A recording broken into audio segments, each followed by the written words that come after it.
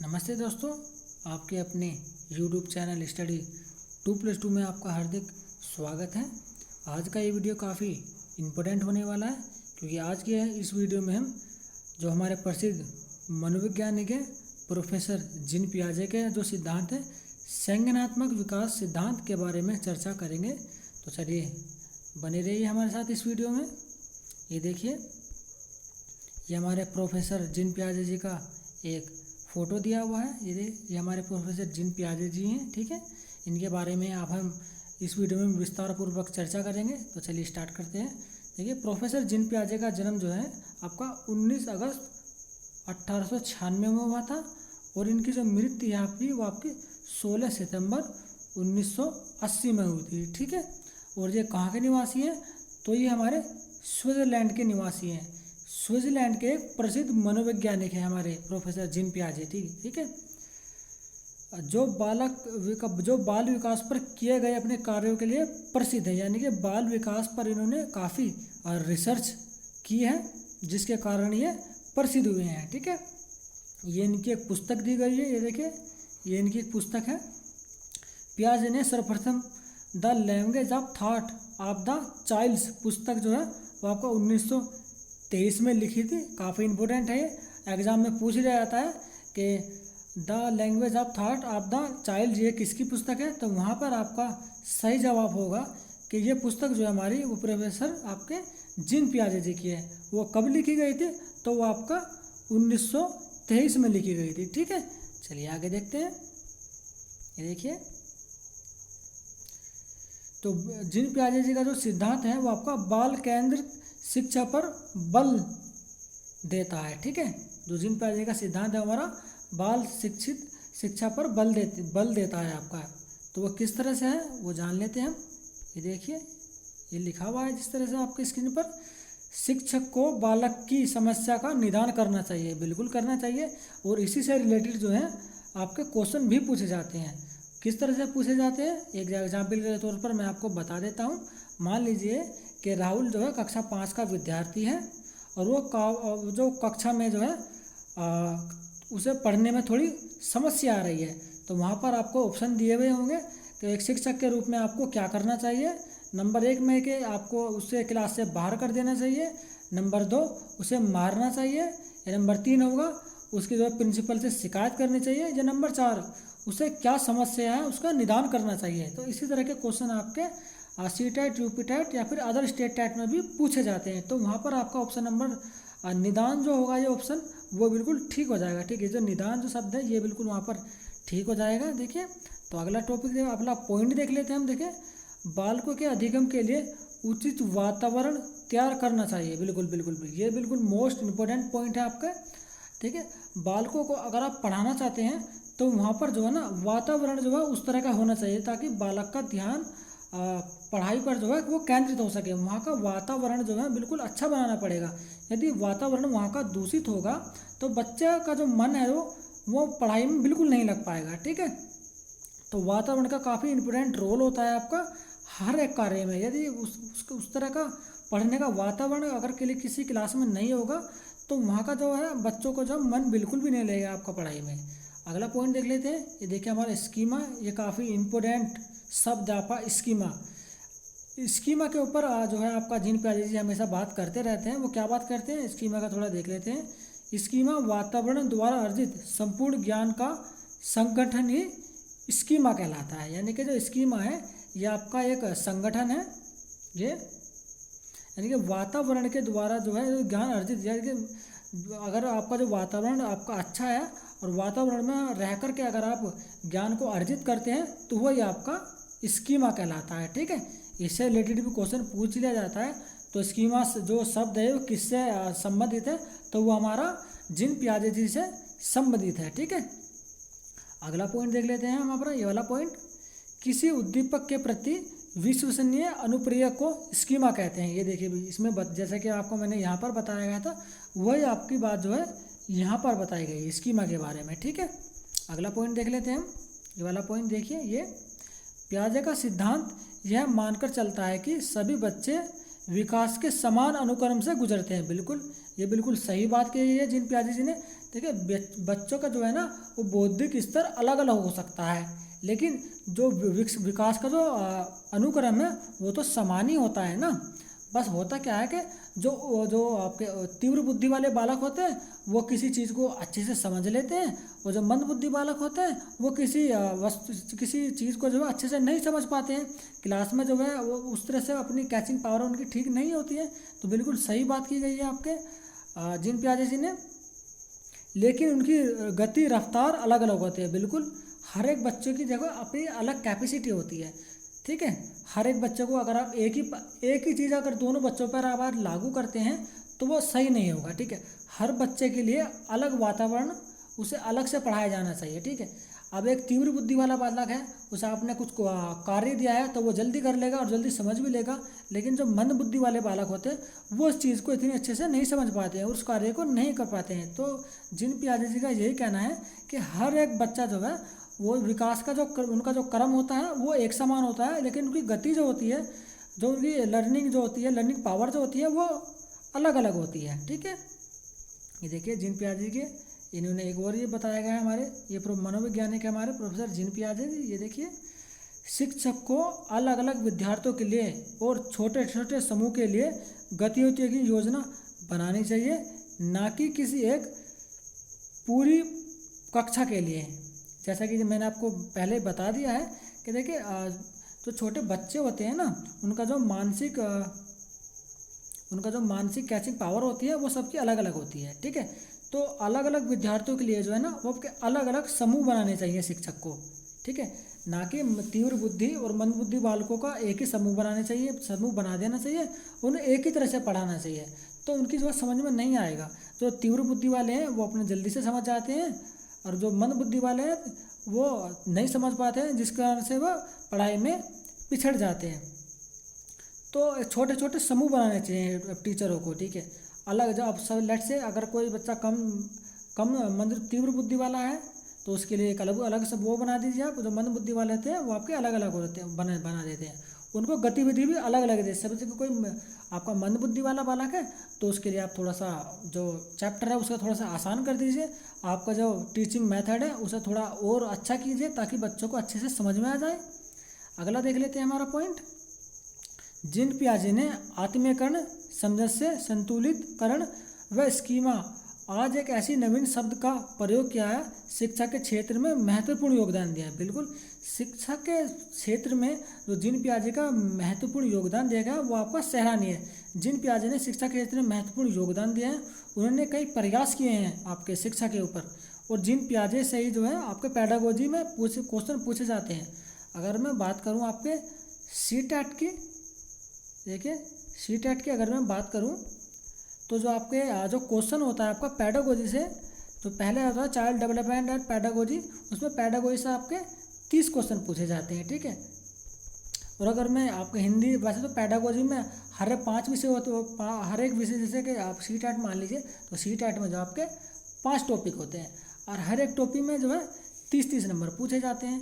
उन 30 नंबर में जो 15 नंबर का जो वेटेज होता है ना वो आपका CDP ने चाइल्ड डेवलपमेंट पेडागोजी का होता है। तो 15×5 = 75, यानी कि 75 नंबर की आपकी 75 प्लस नंबर की आपकी जो है पेडागोजी पूछी जाती है। सीटेट का पेपर चाहे वो 1 हो या फिर पेपर 2 हो, यदि आपने पेडागोजी पर अच्छी पकड़ बना ली तो आप सीटेट का पेपर 1 और पेपर 2 आसानी से क्वालिफाई कर जाएंगे, ठीक है।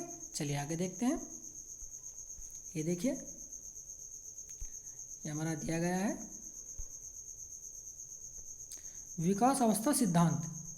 देखिए आपका जीन पियाजे का जो सिद्धांत है आपका संज्ञानात्मक विकास सिद्धांत, उसको जो है एक अन्य नाम से भी जाना जाता है। उसका दूसरा नाम क्या है आपका विकास अवस्था सिद्धांत। विकास अवस्था सिद्धांत ये क्यों कहा गया है ये इस वीडियो हम जान लेते हैं। तो सबसे पहला ही पॉइंट जो हमारा ये है संवेदी गति काल, ठीक है। तो ये कब से कब तक का होता है ये हमें इस वीडियो में बताया गया है। आइए देख लेते हैं। पियाजे के अनुसार यह अवस्था जन्म से लेकर 2 वर्ष तक होती है। जन्म से लेकर आपका 2 वर्ष तक होती है। ये क्या एग्जाम में क्वेश्चन आपसे किस तरह से पूछा जाएगा मैं आपको बता देता हूँ। यानी कि पियाजे ने जो हमारे प्रसिद्ध मनोवैज्ञानिक है जीन पियाजे, उन्होंने जो है संवेदी गति काल की जो अवस्था है वो कब से लेकर कब तक रखी है। तो वहाँ आपका एक ऑप्शन होगा जन्म से लेकर 2 वर्ष तक, ये जन्म से लेकर 2 वर्ष तक कौन सी अवस्था, संवेदी गतिक काल। तो ये आपका कब से कब तक का है, ये आपका 2 वर्ष से लेकर आपका वो जन्म से लेकर आपका 2 वर्ष तक के लिए है। ठीक है, अगला देख लेते हैं। दूसरा पॉइंट हमारा ये रहा, परिनितात्मक बुद्धि एवं मूर्त सक्रिय काल। ये आपका कब से कब तक के लिए होता है, यह अवस्था आपकी 2 वर्ष से लेकर और आपकी 11 वर्ष तक होती है। ठीक है, यानी कि 2 वर्ष से देखिए जहाँ से आपकी संवेदी गतिकाल की जो अवस्था समाप्त होती है, यानी कि 2 वर्ष से वहीं पर आपकी स्टार्ट हो जाती है मूर्त सक्रियात्मक काल। ये देखिए वहाँ से आपकी 2 वर्ष से स्टार्ट होती है और कहाँ तक होती है आपकी, ये आपकी होती है आपकी 11 वर्ष तक। ठीक है, तो आप इसे देख लीजिएगा, एग्जाम में पूछा जाता है कि मूर्त संक्रिया काल जो है जिन प्याजे के अनुसार वो कब से लेकर कब तक है, तो वहाँ पर आपका जवाब होगा 2 वर्ष से लेकर 11 वर्ष तक। ठीक है, अगला पॉइंट देख लेते हैं हम, औपचारिक सक्रिया काल। ये देखिए हमारा तीसरी अवस्था है आपकी औपचारिक संक्रिया काल। ये कब से कब तक होती है, यह अवस्था 11 से लेकर 15 वर्ष तक चलती है। ठीक है, यानी कि जहाँ पर आपकी मूर्त सक्रिया काल जो समाप्त हो जाती है यानी कि 11 वर्ष तक, वहीं से आपकी स्टार्ट हो जाती है औपचारिक संक्रिया काल, यानी कि 11 वर्ष से स्टार्ट हो जाती है और वो आपकी कब समाप्त होती है, 15 वर्ष तक। वो आपकी 11 से 15 जो है उसकी औपचारिक संक्रिया काल अवस्था चलती है। ठीक है, अगला देख लेते हैं हम। ये देखिए कुछ पॉइंट दिए गए हैं, ये काफ़ी महत्वपूर्ण पॉइंट है, इन्हें आप जो है ध्यान से देखिएगा। और अगर आपके पास नोटबुक है तो इन्हें आप ना नोट कर लीजिए, क्योंकि एग्जाम में इन्हीं से रिलेटेड क्वेश्चन पूछे जाते हैं। जो हमारे प्रसिद्ध मनोवैज्ञानिक है और इन्होंने जो सिद्धांत दिए गए हैं, इन्हीं से ही आपके पैडागोजी के क्वेश्चन बनते हैं। 75 नंबर की पैडागोजी पूछी जाती है आपकी, 75+ नंबर की। और जो प्रसिद्ध मनोवैज्ञानिक है ना, इन्हीं सिद्धांत है, इन्हीं से ये क्वेश्चन बनते हैं। ठीक है, चलिए आइए देख लेते हैं। जिन पियाजे का संज्ञानात्मक विकास के सिद्धांत को कितनी अवस्थाओं में बांटा है, तो आपकी 4 अवस्थाओं में बांटा है। ठीक है, एग्जाम में क्वेश्चन डायरेक्ट आपसे पूछ ले जाते हैं। ठीक है, किस तरह से पूछे जाते हैं कि जिन पियाजे का संज्ञानात्मक विकास सिद्धांत है वो आपकी कितनी अवस्थाओं में बांटा जाता है, तो वहाँ पर आपका आंसर होगा 4 अवस्थाओं में बांटा जाता है। नंबर पहली आ जाती है आपकी, देखिए पहली संवेदी पेशी अवस्था, जिसे हम इंद्रिय जनित अवस्था भी कहते हैं। तो कब से कब तक चलती है, ये आपकी 0 से लेकर 2 वर्ष तक चलती है।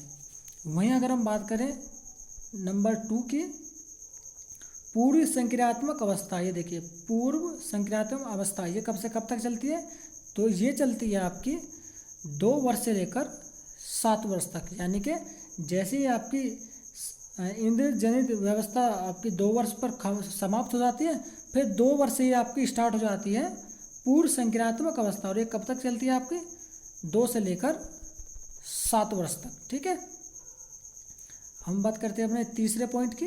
देखिए इसमें जो ये आपकी पूर्व संक्रियात्मक अवस्था है, इसके बारे में थोड़ा सा बताया गया है, इसे देख लेते हैं। इस अवस्था में दूसरे के संपर्क में खिलौने से अनुकरण के माध्यम से सीखा जाता है। ये आपको एक क्वेश्चन देखिए किस तरह से पूछा जाएगा, ये आपको ये क्वेश्चन दे दिया जाएगा, यहाँ से तक का आपका क्वेश्चन दे दिया जाएगा, ये कि किस अवस्था में दूसरे के संपर्क में खिलौने से अनुकरण के माध्यम से बच्चा सीखता है। तो कौन सी अवस्था है आपकी, वो अवस्था हो जाएगी आपकी पूर्व संक्रियात्मक अवस्था। कब से कब तक, 2 वर्ष से लेकर आपका 7 वर्ष तक, यानी 2 वर्ष से 7 वर्ष तक जो है ना बच्चा खिलौने के खिलौने से खेलता है, प्लस उन्हीं को अनुकरण के माध्यम से सीखता भी है। अगला देख लेते हैं पॉइंट हमारा नंबर 3, स्थूल या फिर मूर्त संक्रियात्मक अवस्था। ये कब से कब तक चलती है, यह बात चलती है आपकी 7 वर्ष से लेकर आपका 12 वर्ष तक। यानी कि जैसे ही आपकी पूर्व संक्रियात्मक अवस्था आपकी 7 वर्ष पर आपकी समाप्त हो जाती है, वहीं पर आपकी जो है 7 वर्ष से लेकर 12 वर्ष तक आपकी चलती है मूर्त संक्रियात्मक अवस्था। तो मूर्त संक्रियात्मक अवस्था के बारे में भी बताया गया है, इसे हम आपका देख लेते हैं। ये देखिए इस अवस्था में तार्किक चिंतन प्रारंभ हो जाता है। यानी कि तो जब बच्चे जो अपना दिमाग चलाना स्टार्ट करते हैं, वो कब से स्टार्ट करते हैं, 12 से लेकर वो 7 से लेकर आपका 12 वर्ष तक जो है वो आपको सोचना स्टार्ट कर देते हैं। ठीक है, लेकिन बालक का चिंतन केवल मूर्त प्रत्यक्ष वस्तुओं तक ही सीमित होता है। यानी कि अगर बच्चा देखे सामने कोई चीज़ देखता है तो उसी के बारे में सोचने लगता है, ठीक है। ये नहीं होता कि बच्चा सामने कुछ चीज़ देख रहा है लेकिन सोच किसी और वस्तु के बारे में रहा है, ठीक है। जो उसके प्रत्यक्ष यानी कि प्रत्यक्ष का मतलब होता है जिसे हम सामने से देख सकते हैं, ठीक है। जो प्रत्यक्ष अवस्था प्रत्यक्ष रूप से जिस बच्चा जो है जिस वस्तु या जिस कार्य को होता हुआ देखता है उसी के बारे में वो सोचता है, ठीक है। अगला पॉइंट देख लेते हैं हम। ये रहा हमारा अगला पॉइंट, पॉइंट नंबर 4। ये देखिए, इसके बारे में हम देख लेते हैं। औपचारिक संक्रियात्मक अवस्था, ये हमारी जीन प्याजे की चौथी अवस्था है, ठीक है। औपचारिक संक्रियात्मक अवस्था ये कब से कब तक चलती है? ये 12 वर्ष के बाद स्टार्ट हो जाती है, ठीक है। ये 12 वर्ष के बाद होती है ये वाली अवस्था, औपचारिक संक्रियात्मक अवस्था, ठीक है। एग्जाम में क्वेश्चन ये पूछा जाएगा कि औपचारिक संक्रियात्मक अवस्था जो है कब से स्टार्ट होती है, तो वहाँ आपका आंसर होगा 12 वर्ष के बाद अवस्था, क्योंकि 12 वर्ष तक तो आपकी मूर्त संक्रियात्मक अवस्था ही चलती है 12 वर्ष तक। तो जैसे आपका 13वां वर्ष स्टार्ट होगा वहीं पर आपकी औपचारिक संक्रियात्मक अवस्था स्टार्ट हो जाएगी। तो औपचारिक संक्रियात्मक अवस्था के बारे में बताया गया है, इसमें पढ़ लेते हैं। इसीलिए इसे 12 वर्ष के बाद होती है आपकी, 12 वर्ष के बाद, इसीलिए इसे तार्किक चिंतन की अवस्था के नाम से भी जाना जाता है। यानी कि ये जो हमारी अवस्था है इसे अन्य किस नाम से जाना जाता है? तार्किक चिंतन की अवस्था के नाम से भी आपका जाना जाता है। कौन सी अवस्था को? औपचारिक संक्रियात्मक अवस्था को। पियाजे के सिद्धांत को और किस नाम से भी जाना जाता है? तो आपका विकास अवस्था सिद्धांत, यानी कि जो जीन पियाजे जी का हमारा सिद्धांत है वो अन्य किस नाम से जाना जाता है? तो ये दूसरा नाम हो जाता है आपका विकास अवस्था सिद्धांत, ठीक है। तो ये जीन पियाजे जी के बारे में जो हमारे मोस्ट इम्पोर्टेंट कुछ पॉइंट थे इस वीडियो में हमने उन्हें कवर किया है। यदि आपको ये हमारा वीडियो अच्छा लगा है तो आप इसे वीडियो को लाइक कर दीजिएगा, और जो हमारा यूट्यूब चैनल है स्टडी 2+2 इसे आप सब्सक्राइब कर देगा, तथा इस वीडियो को अपने दोस्तों और जो आपका तैयारी कर रहे हैं, आप किसी भी स्टेट या सेंट्रल लेवल पर आपका टैट या फिर सुपर टैट की, तो इस वीडियो को आप शेयर भी कर दीजिएगा ताकि उन्हें भी इस वीडियो के माध्यम से मदद मिल सके। यदि और हमने CTET के पिछले जो प्रीवियस ईयर क्वेश्चन पेपर है उनको भी काफ़ी डीपली एनालिसिस करके पढ़ाया है। यदि आपने अभी हमारे वो वीडियो नहीं देखे तो चैनल के डिस्क्रिप्शन में जाएं, हमने वो लिंक दिए हुए हैं, वहाँ पर लिंक पर क्लिक करें और वो वीडियो ज़रूर देखें। इससे होगा क्या कि आगामी परीक्षाओं में जो CTET से रिलेटेड जो क्वेश्चन पूछे जाते हैं, CTET परीक्षा में जो क्वेश्चन पूछे जाते हैं उनका जो स्टैंडर्ड किस तरह का होता है, कैसे कैसे क्वेश्चन पूछे जाते हैं और कहाँ से पूछे जाते हैं के बारे में आपको जानकारी मिल जाएगी। तो मिलते हैं फिर हम अपनी नेक्स्ट वीडियो में।